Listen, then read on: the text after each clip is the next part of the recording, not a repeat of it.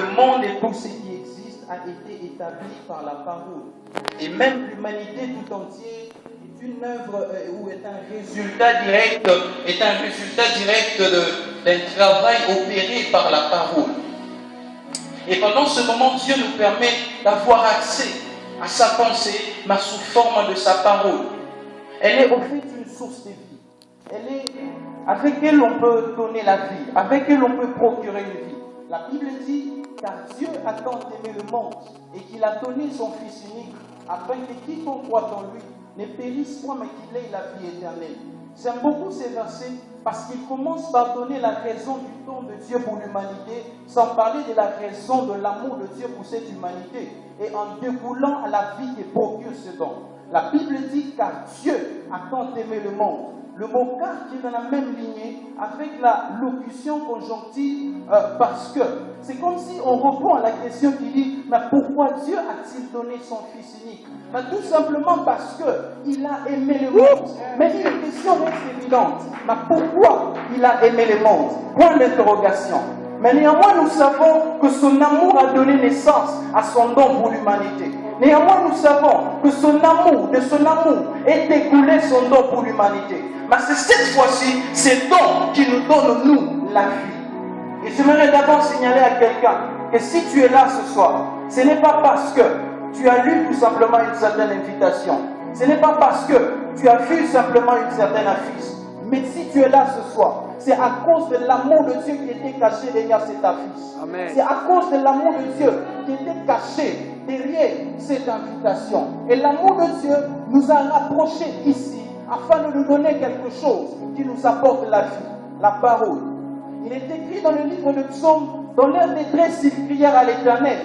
Il les délivra de leurs angoisses, il envoya sa parole et sa parole les guérit. J'aime également ces versets parce qu'il commence par mettre un trait sur l'état critique dans lequel le peuple se trouvait avant de parler de la prière et de l'exaucement de Dieu par rapport à la prière de ce peuple. La Bible dit, dans leur détresse, ils crièrent à l'Éternel. Vous serez d'accord avec moi que la circonstance et l'état critique dans lequel nous sommes est à la base de la détermination du besoin qu'on peut éprouver. En d'autres termes, c'est la circonstance que nous traversons qui détermine notre besoin. Si il arrive que quelqu'un arrive devant vous et vous dit, s'il vous plaît, est-ce que je peux avoir de l'eau? Sans vous dire qu'il a soif, vous allez vous rendre compte de vous-même qu'il avait soif. Ipso facto, sa circonstance a conditionné son besoin. C'est comme ça que ce peuple se trouvait dans la détresse. Ce qui révélait d'avance que le besoin de ce peuple était tout simplement la guérison. Mais quand le peuple crie à l'Éternel, l'Éternel n'envoie pas la guérison, mais l'Éternel envoie sa parole. Mais c'est sa parole qui les guérit. La particularité de la parole, c'est celle-ci. Elle a la possibilité de transporter à elle la solution par rapport à ces problèmes que tu es en train de traverser. La particularité de la parole, c'est qu'elle a la possibilité de transporter en elle les remèdes par rapport à la difficulté que tu traverses. Mais le peuple s'attendait à la guérison. Mais avant d'envoyer la guérison, Dieu envoie d'abord sa parole. Il précède son action par l'envoi de sa parole. Il précède son action par sa parole. En d'autres termes, sa parole est le révélateur de ses actions. Ou chaque parole que Dieu prononce sur ta vie cache derrière elle une action spécifique par rapport à cette parole qu'il a déclarée sur votre vie. C'est pourquoi la Bible dit que Dieu est derrière sa parole pour l'accomplir. Rabattons un peu les choses au niveau les plus bas. Si Dieu est derrière sa parole, c'est que sa parole est devant lui. Mais pour être accompli par ce même Dieu, c'est que le Dieu qui a accompli complète le Dieu qui a parlé. Et les deux marchent de pair. On ne peut pas parler de l'un sans parler de l'autre. Et les deux marchent de pair. Si Dieu est derrière sa parole pour l'accomplir, c'est que sa parole les précède. Et si c'est le Dieu qui s'est fait précéder de sa parole, qui doit accomplir encore cette parole, c'est que sa parole s'est fait précéder également de quelque chose. Car avant la parole de Dieu qui dit, que la lumière soit, la Bible parle d'abord de la mouvance de l'esprit. Enfin, la parole de Dieu qui dit, celui-ci est mon fils bien-aimé en qui j'ai placé mon affection. La Bible parle d'abord de la descente de l'esprit. Si la parole de Dieu précède Dieu, ce que l'esprit précède la parole et qui les pousse à l'accomplissement. Parce que l'esprit de Dieu reste le terrain idéal sous lequel la parole de Dieu peut être accomplie. C'est l'esprit de Dieu qui constitue les terrains de l'accomplissement de la parole de Dieu. La seule raison pour laquelle il y a de ces paroles que Dieu a prononcées dans notre vie ou dans nos vies qui restent toujours inaccomplies, c'est tout simplement la carence du règne de son esprit. C'est tout simplement la carence du règne de son esprit. Car le Dieu qui a parlé, qui a prononcé une parole, cette parole a besoin de l'Esprit de Dieu qui a parlé afin de s'accomplir. C'est pourquoi les deux marchent de pair. Dieu ne peut pas parler sans accomplir. Et Dieu ne peut accomplir que ce qu'il a parlé. Le peuple crie à l'Éternel. L'Éternel, afin d'envoyer la guérison, il envoie d'abord sa parole. Au lieu d'envoyer la guérison, mais il envoie la parole qui guérit. Il envoie ce qui produit la guérison à la place de la guérison. La particularité de Dieu dans l'exaucement, c'est qu'il ne te donne pas tout de suite ce que tu demandes, mais il te branche à la source de ce que tu demandes. Jésus parlant avec la femme samaritaine lui dit, si tu connaissais celui qui te demande de l'eau, tu lui aurais toi-même demandé, et il t'aurait donné, et de sources d'eau jailliront de toi jusque dans l'éternité. J'ouvre une parenthèse. Analysons un peu les paroles de Jésus. Il dit, si tu connaissais, tu aurais demandé, et il t'aurait donné. En d'autres termes, c'était comme qui dirait les désirs de Jésus était que la femme lui demande de l'eau.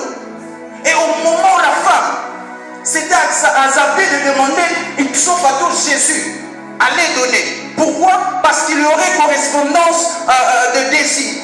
C'est pourquoi l'exaucement n'est pas fonction de prières que nous faisons à l'âme. L'exaucement n'est pas fonction des prières que nous faisons en soutien. Mais l'exaucement, c'est quand tes désirs arrivent à contracter les désirs de Dieu dans la prière. Lorsque tu arrives à rabattre ta volonté à la volonté de celui à qui tu pries. Mais Jésus dit ceci.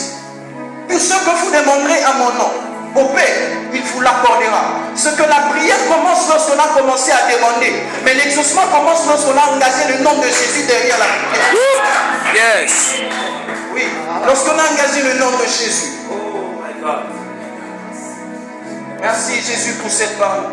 L'apôtre Jean est celui qui nous a révélé la parole sous forme d'une personne. L'apôtre Jean est celui qui nous a révélé la parole sous forme d'une personne, sous forme d'être humain. Il commence son livre et dit ceci. Au commencement était la parole. La parole était avec Dieu. Et la parole était Dieu. Quand vous descendez le deuxième verset, il parle encore de la parole. Le troisième verset, il parle encore de la parole. Le quatrième verset, il parle encore de la parole. Mais au cinquième verset, il parle de la parole, mais en introduisant sur le contenu de la parole. La Bible dit en elle, il y avait la vie et cette vie était la lumière du monde. Quand vous descendez le verset, il ne parlait plus de la parole, mais il parlait de la lumière qui était contenue dans la parole. Il dit que Jean est venu rendre témoignage à la lumière toutes les choses qui ont suivi. Jusqu'au 13e verset, où il ne faisait que parler de la lumière.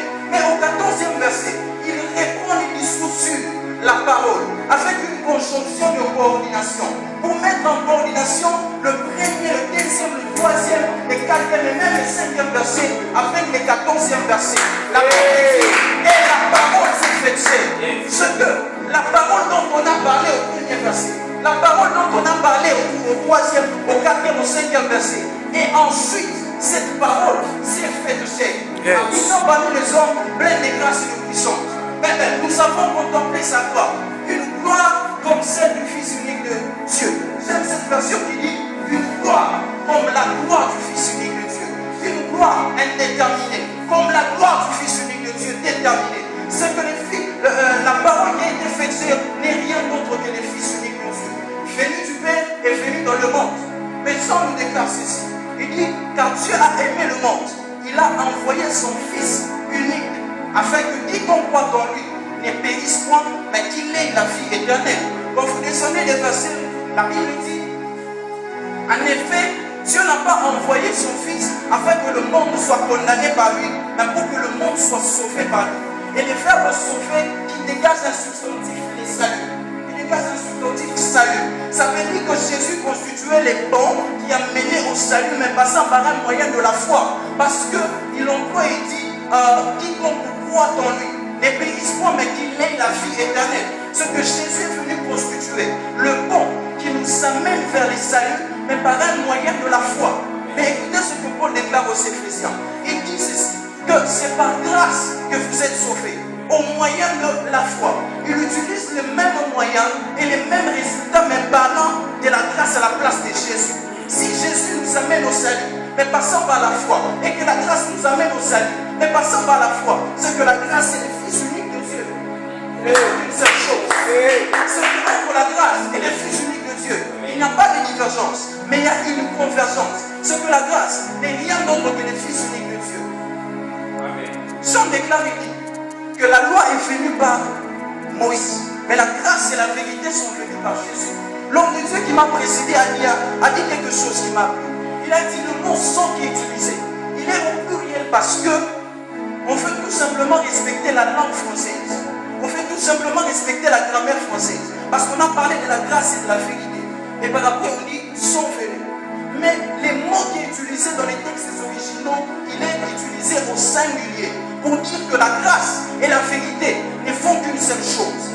La grâce et la vérité ne font qu'une seule chose. Mais Jésus déclare devant ses disciples. Pendant que les disciples lui posent la question, il dit Père ou Maître, montre-nous le chemin. Jésus déclare et dit je suis le chemin, je suis la vérité et je suis la vie. Si Jésus est la vérité, et que la vérité n'est rien d'autre que la grâce, et que la grâce n'est rien d'autre que le Fils unique de Dieu, et que le Fils unique de Dieu n'est rien d'autre que la parole qui a été faite chair, ce que Jésus est la parole faite chair. En d'autres termes, quand Jean disait qu'au commencement était la parole du vrai vie, au commencement était Jésus, et Jésus était avec Dieu. Il descend encore, il dit, et Jésus était Dieu. Et puis il déclare, il dit, rien de ce qui a été créé n'a été créé sans lui. Et puis il descend, il dit, en lui il a fait la vie. Et cette vie était la lumière du monde. C'est pourquoi, dans leur détresse, Dieu ne leur a pas proposé des comptes en banque. C'est pourquoi dans leur détresse, Dieu ne leur a pas proposé des millions. Mais dans leur détresse, il envoya sa parole. Il envoya Jésus. Et c'est Jésus qui les guérit. Amen. Pourquoi, dans les péchés de l'humanité, Dieu n'a proposé rien d'autre que Jésus. La Bible dit qu'il a envoyé son Fils afin que par lui nous puissions accéder au salut. J'aimerais dire à quelqu'un, un homme de Dieu au milieu de nous, les messages le plus puissants à donner au monde, ce n'est pas d'abord la parole de connaissance et ce qui en suit. Mais les messages le plus puissants à donner au monde, c'est leur présenter tout simplement Jésus. Parce que Jésus est un système dans lequel toute la vie de l'homme est accomplie. La vie d'un chrétien ou la vie que nous menons a commencé lorsque Jésus s'est écrit à la croix, tout est accompli. C'est pourquoi nous nous sommes conçus dans les tout est accompli de Jésus. C'est pourquoi nous ne fournissons pas d'efforts. C'est pourquoi nous vivons par la grâce. Mais c'est pourquoi nous vivons par la grâce. Et c'est Jésus, c'est celui-là qu'on est venu vous prêcher aujourd'hui. C'est ça. Et c'est Jésus, c'est celui-là qu'on est venu vous présenter aujourd'hui. Je ne veux pas mystifier mon message, mais j'aimerais dans mon message te présenter Jésus. C'est même Jésus que Pierre a prêché. C'est même Jésus que Paul a prêché. C'est Jésus que je suis venu te prêcher. En effet, les temps ont fait de Paul un ancêtre. Les temps ont fait d'Abraham ou de Pierre un ancêtre. Mais les temps n'ont pas changé la nature de Jésus. Il demeure fils. Et la même puissance qu'il dégageait lorsqu'on est prêché au temps de Pierre, au temps de Paul. C'est possible que cette puissance soit dégagée aujourd'hui. Parce que le temps n'a pas fait, ou le temps n'a pas fait de lui une variation. L'apôtre Jean, comme tout historien qui se respecte, lorsque vous voulez introduire l'histoire des noms, il faudra que vous retourniez à ses origines et savoir son commencement. Il a voulu faire cela. Il a voulu chercher à savoir d'abord quel a été le commencement de Jésus, afin de parler sur Jésus. Mais il s'est rendu compte que le commencement dit origine en lui. C'est pourquoi il introduit son livre et dit que rien de ce qui a été fait n'a été fait sans lui. Rien n'a été fait sans lui. L'apôtre ou le disciple Matthieu a voulu aussi introduire son livre en voulant savoir ce que Jésus était dans le temps et ce que Jésus est devenu dans le temps. Il s'est rendu compte que le temps ont fait d'Abraham un père. Le temps ont fait d'Abraham un patriarche. Le temps ont fait de David un père. Mais les temps n'ont pas changé la nature du fils qu'il était. Et c'est pourquoi il dit qu'il introduit son livre et dit généalogie de Jésus, fils d'Abraham, fils de David. Les mêmes qui est fils d'Abraham et fils à David. En effet, il y a à peu près 14 générations d'Abraham jusqu'à David. Et cette génération de David jusqu'à Jésus. Mais avant 14 générations, il demeure fils. Après 14 générations, il est toujours fils. Après 7 générations, il est toujours fils. C'est pourquoi il pouvait facilement dire qu'avant qu'Abraham ne fût, moi, je suis. Amen. Et c'est cette nature de Jésus qui explique la non-précarité de la parole. C'est cette nature de Jésus qui explique l'égalité de la parole. C'est pourquoi la Bible dit que toutes choses passeront, mais la parole de Dieu ne passera jamais. Parce que la parole n'est rien d'autre que Jésus. Et c'est ce Jésus-là que nous sommes venus prêcher. Mais j'aimerais dire quelque chose très important. J'aimerais mentionner un petit détail que la Bible nous enseigne. C'est vrai que Dieu a envoyé son Fils unique dans le monde pour que le péché soit ôté du monde par son Fils unique, qui n'était rien d'autre que Jésus. Jean parlant de la parole, il dit ceci. C'est au verset 12. Il dit, mais à tous ceux qui l'ont reçu, à ceux qui croient en son nom, elle a donné le pouvoir de devenir enfants de Dieu, desquels sont nés non du sang, ni de la volonté de la chair, ni de la volonté de l'homme, mais de Dieu. La Bible dit à ceux qui l'ont reçu, elle a donné le pouvoir. Mais les elle là, et les elle là, remplacent quoi? Mais non. Quand on remonte les versets, la Bible dit cette lumière était la véritable lumière. En venant dans le monde, éclaire tout homme. Elle était dans le monde et le monde a été fait par elle. Et le monde ne l'a point connue. Elle est venue chez les siens et les siens ne l'ont point reçue. Mais à tous ceux qui l'ont reçue. C'est qu'en d'autres termes, on ne parlait plus de la parole, mais on parlait de la lumière. Laquelle lumière était contenue dans la parole. Donc, ce n'est pas la parole qui a fait de nous des enfants de Dieu, mais c'est plutôt le contenu de la parole qui a fait de nous des enfants de Dieu. C'est plutôt la lumière de la parole qui a fait de nous des enfants de Dieu. Oui, c'est plutôt la lumière qui a fait de nous des enfants de Dieu. Mais cette lumière était contenue dans la parole qui était Jésus. Si cette lumière était contenue dans la parole qui était Jésus, ce que Jésus était un contenant, qui avait un contenu en lui. Mais pour accéder à ces contenus, il faudra passer par les brisements et la mort du contenant, afin d'accéder à ces contenus. C'est pourquoi la femme, la prostituée qui est venue au pied de Jésus, elle a fait une chose. Elle a prophétisé sur la mort de Jésus et elle a prophétisé sur la révélation du Christ. Elle a fait une chose. Elle a prophétisé sur la mort de Jésus et la révélation du Christ. Parce que Jésus était cet homme qui était parmi les hommes. Mais son contenu était le Christ qui devait révéler au monde. Mais pour que le contenu soit révélé, il faut que le contenant passe par les brisements. Il faut que le contenant passe par la mort. C'est pourquoi il a fallu que Jésus passe par la mort afin de révéler le Christ qui était en lui.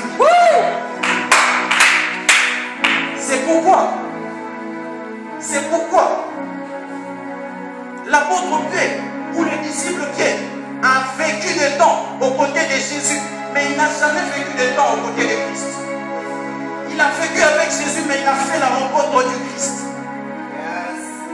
C'est pourquoi Jésus lui répétait, il disait, Pierre, lorsque tu seras converti, affermis tes frères. Et pourtant il était à côté de Jésus. Mais comment est-ce qu'il n'était pas converti? Tout simplement parce qu'il n'avait pas encore fait la rencontre de la seule personne qui a le monopole d'amener à la conversion, l'Église. Amen. Mais pourtant, le même qui doit être converti doit amener les autres à l'affermissement. On ne peut pas parler de l'affermissement si on n'a pas parlé de la conversion. Ce que le chant que Pierre devait affermir devait également passer par la conversion. C'est qu'il réduisait Pierre au pied d'égalité, afin que tous ces frères qui devaient amener à l'affermissement. Et Jésus parlant de ses frères, il ne parlait pas de ses frères ici, mais il parlait de ses frères israélites. Il parlait de ses frères israélites. Mais bonne nouvelle, le jour de la Pentecôte, Pierre fait la rencontre du Christ. Il s'y convertit, c'est pourquoi c'est lui qui a pris la parole afin d'accéder à la prédication de l'affermissement dans la Samarite. La Bible dit qu'il lui a un vent comme celui, qu'il lui a un mouille comme celui d'un vent impétueux. Voilà le Saint-Esprit descendu. Pierre s'élève, il prend la parole, il commence à prêcher. Homme israélite, c'est Jésus à qui Dieu a rendu témoignage par des signes de prodiges au milieu de vous. À la fin de sa prédication, acte 2:36, il déclare et dit que toute la maison d'Israël sache, donc avec certitude, que c'est Jésus que Dieu a rendu Seigneur et Christ. C'est Jésus que vous avez crucifié. Le même Jésus que vous avez crucifié, Dieu l'a rendu Seigneur et Christ aujourd'hui. Et c'est pourquoi Pierre a commencé à prêcher sur la prédication de l'affermissement. Pourquoi? Parce qu'il a été converti. Mais j'aime ce que la Bible dit. La Bible dit que Dieu l'a rendu Seigneur et Christ. C'est qu'il n'était pas Seigneur et Christ, mais qui était Jésus. S'il n'était pas le Seigneur et le Christ, mais qui était Jésus? Il était tout simplement le Sauveur qui est venu dans le monde afin de sauver l'humanité. C'est pourquoi nos amis évangélistes, quand ils parlent de route, ils disent: veux-tu recevoir Jésus comme Seigneur et Sauveur? Mais pour nous, nous sommes arrêtés au niveau de Sauveur. Le Jésus qui a sauvé nos vies, il doit être aussi le Seigneur de nos vies. Nous avons reçu Jésus comme Sauveur, mais il sait aussi de le recevoir comme Seigneur de notre vie.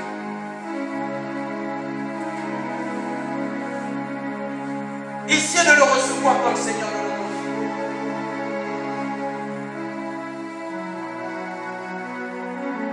C'est pourquoi j'ai dit au début de mon message que Dieu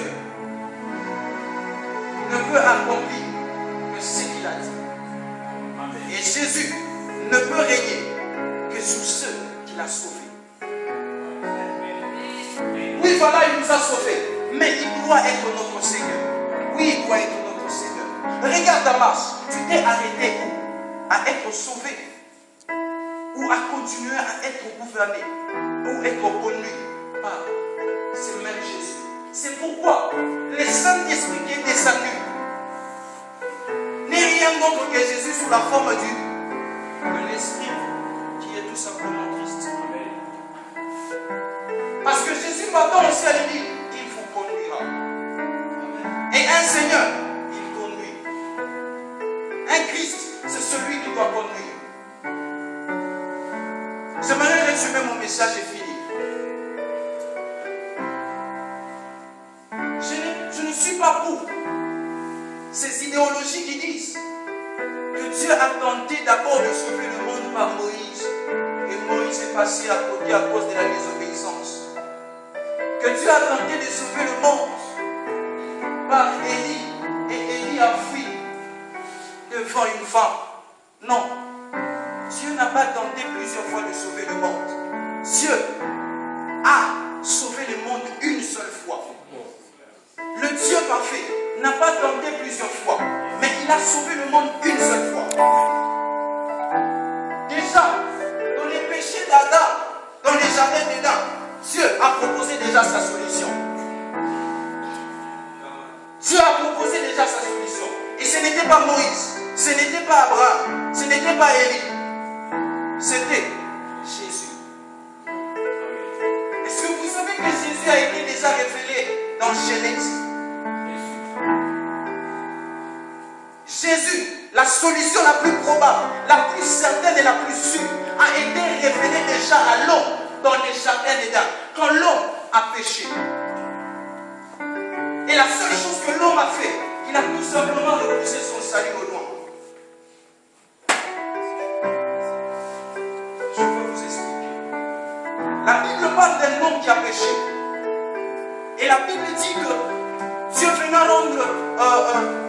visite à l'homme, la Bible dit que l'homme s'est caché. Et Dieu venant rendre visite à l'homme, la Bible dit que Dieu appela l'homme et lui dit, où es-tu? L'homme a péché, il s'est caché. Et Dieu arrive, il dit, où es-tu? Il y a quelque chose que Dieu fait. Il cherche la position de l'homme tout en sachant que l'homme peut l'écouter. Yes. Il n'a pas compris. Les péchés, voici ce qu'il fait. Il t'éloigne du champ des visions de Dieu, mais il oublie de t'éloigner du périmètre des prévisions de son nom, de la parole de Dieu. Et c'est pourquoi Dieu, déjà dans les jardins d'Éden, il a utilisé la parole pour retrouver l'homme qui ne voyait plus. Yes. Il dit, où es-tu? Dans la logique de choses, c'est qu'il ne savait pas où l'homme était. Mais il savait au moins que l'homme allait l'écouter. C'est pourquoi il a envoyé sa parole à l'homme pour le retrouver là. Yes. Et si la parole n'est rien d'autre que Jésus, ce que Dieu a envoyé directement Jésus à l'homme pour le retrouver. Amen. Voici ce que l'homme fait. Au lieu de reconnaître qu'il a péché, il dit, je me suis caché, je suis nu, parce que, ou à cause de la femme que tu as mis à côté de moi. C'est là que l'homme a repoussé son salut.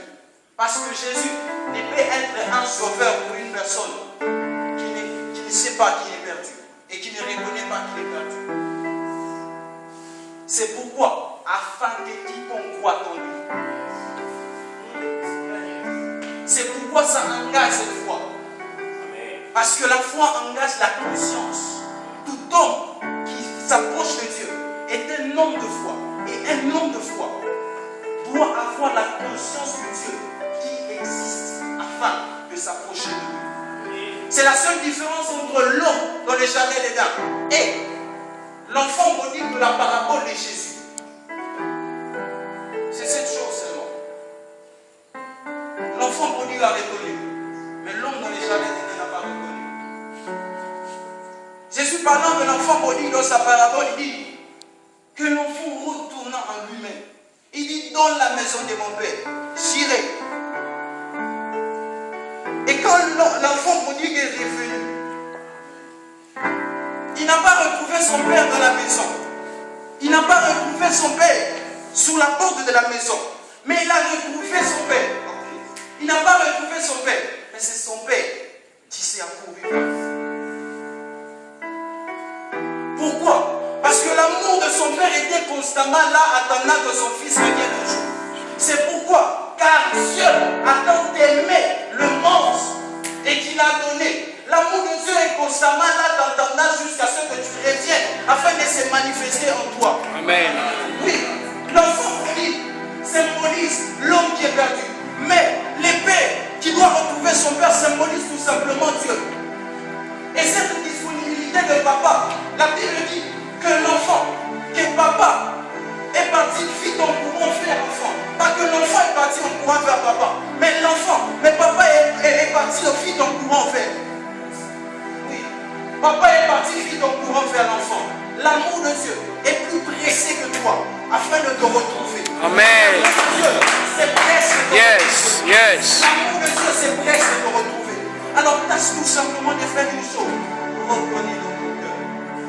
C'est la seule chose. Reconnais dans ton cœur. L'enfant prodigue l'a reconnu. Mais l'homme dans les jardins, il n'a pas reconnu. Il a retombé son péché sous la femme. Il dit, c'est la femme que tu as mise à côté de moi. Et voilà, il a repoussé son salut. Il a repoussé son salut. Reconnais dans ton cœur. Et Dieu manifestera son amour. Dieu bénisse. Amen.